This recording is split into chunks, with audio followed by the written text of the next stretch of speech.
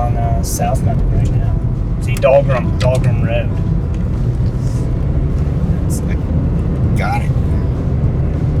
It's important. It's part of the tale. There's the church.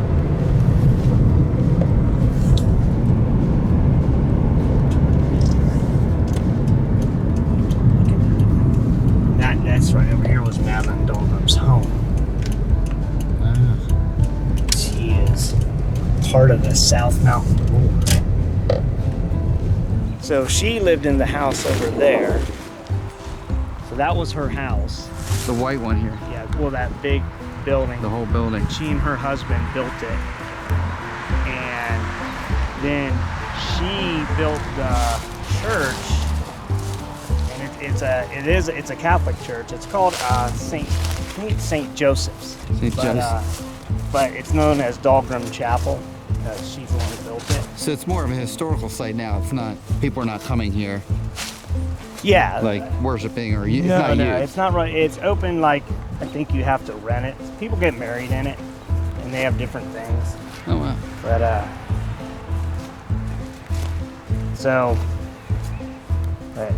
But she built it really to ward off evil spirits and whatnot,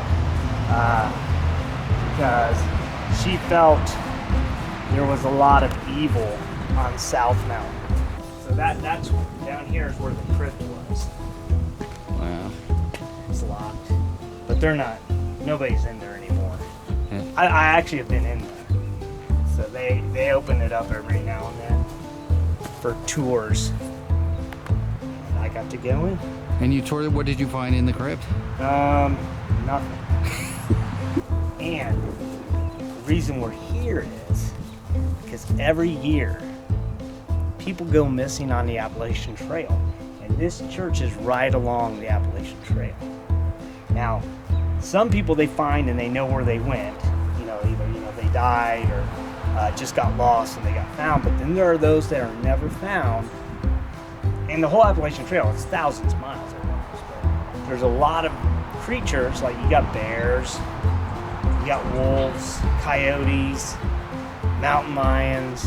But then you also have lesser known things, which is what I wonder about. What are these things? Well, like the Dwayyo, snarly owl, the wampus cat, and then of course probably the most biggest, scariest predator in the Appalachian area, the Snallygaster, which has been known and talked about since the 1700s. It's older stories about Snallygaster than the Jersey Devil.